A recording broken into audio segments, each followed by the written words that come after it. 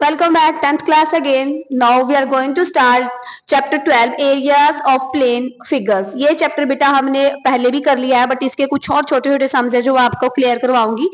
तो इसमें हमारे पास ये सम है if perimeter and area of a circle are numerically equal then the radius of the circle is. ये हमने रेडियस ऑफ द सर्कल जो फाइंड आउट करनी है.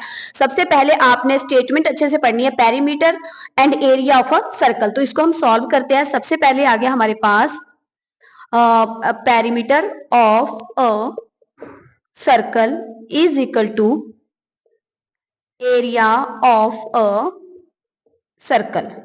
तो पेरीमीटर ऑफ अ सर्कल आपको पता है हमारे पास इसका फॉर्मूला क्या होता है वो आपको याद करना पड़ेगा. पेरीमीटर ऑफ सर्कल का फॉर्मूला होता है 2 पाई एंड आर और एरिया ऑफ सर्कल का फॉर्मूला होता है पाई आर एंड स्क्वायर. तो बिल्कुल सिंपल सा क्वेश्चन है जिसकी वैल्यू हमें फाइंड आउट करनी है कि जिसकी वैल्यू कितनी आती है. तो यहाँ पे आ गया 2 pi and r is equal to pi. अब आर यहाँ स्क्वायर है तो इसको आप इजी करने के लिए आर को 2 टाइम लिख लीजिए. पाई से पाई कट गया एंड आर से जो है वो हमारे पास आर कट गया. तो हमारे पास यहाँ क्या रह गया आर. तो यानी कि 2r यानी कि आर जो है इसकी रेडियस जो है वो कितनी आ गई आपके पास. रेडियस ऑफ सर्कल कितनी आ गई 2 यूनिट. तो ये इसका आंसर आ गया रेडियस 2 यूनिट. इसी तरह आपके पास एक और इस चैप्टर का मेन पॉइंट है सेक्टर ऑफ सर्कल क्या होता है. मोस्टली बच्चों को ये नहीं पता है कि सेक्टर ऑफ सर्कल क्या होता है. तो सेक्टर ऑफ सर्कल बेटा जैसे हमने ये एक सर्कल जो है वो यहाँ पे ड्रॉ करा. ये सर्कल हमने ड्रॉ कर लिया. यहाँ पे इसका सेंटर पॉइंट है. तो अब सेक्टर जो होता है वो उसमें दो टाइप्स होते हैं. सेक्टर दो टाइप का होता है. एक होता है इसमें माइनर सेक्टर और एक होता है इसमें मेजर सेक्टर. तो अब जैसे ये पॉइंट हमने यहाँ पे ओ लेट कर लिया तो ये आ गया हमारे पास ये point A point B and यहां हमने ले लिया पॉइंट पी. तो अब ये जो इसके बीच का जो एंगल है इसको डोनेट करते हैं हम थीटा से. ये है हमारे पास थीटा.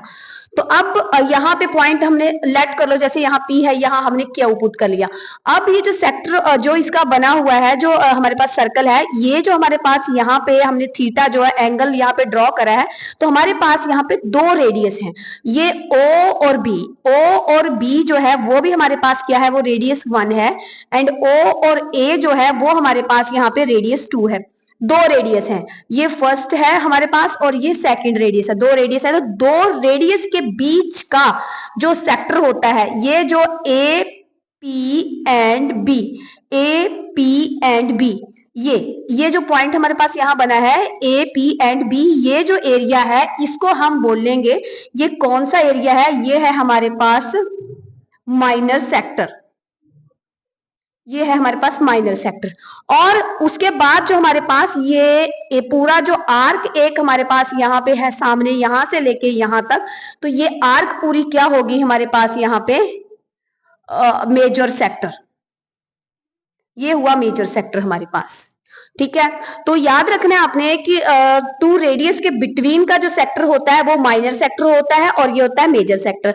तो इस तरह से हमारे पास अब ये सेक्टर का आपको पता चल गया कि दो टाइप के सेक्टर कहाँ पे होते हैं. अब एरिया ऑफ सेक्टर मोस्टली ये आपको फिलअप में पूछा जाता है या आपको ये ऑप्शन में क्वेश्चन आता है. तो एरिया ऑफ सेक्टर का फॉर्मूला हमारे पास क्या हुआ यहाँ पे pi r square theta upon 360 degree. Pi r square theta upon 360 degree. तो ये जो एंगल होता है जैसे ये एंगल है हमारे पास यहाँ पे ये कितने डिग्री का जिस भी डिग्री का जो एंगल दिया जब हमने इसकी वैल्यू फाइंड आउट करनी है थीटा की वैल्यू जैसे 90 दी हुई है. तो अगर हमने इसकी वैल्यू फाइंड आउट करनी है तो हम 360 में से 90 को माइनस करेंगे जो भी थीटा की वैल्यू दे रखी होगी 80 दे रखी होगी 60 जो भी. तो वो हमें जब भी फाइंड आउट कभी दी होगी कि ऐसे माइनर सेक्टर में इसकी वैल्यू फाइंड आउट करनी है तो 360 में से हमने इसको जो है वो सब्ट्रैक्ट कर देना है. ये 1 मार्क्स का क्वेश्चन या ऑप्शन में क्वेश्चन आपको आता है. तो अब आपको शायद ये क्लियर हो गया है कि मेजर सेक्टर क्या है और माइनर सेक्टर क्या है. तो इसकी इंफॉर्मेशन आपने रखनी है और नेक्स्ट सम इसके हम कल करेंगे. थैंक यू सो मच बेटा.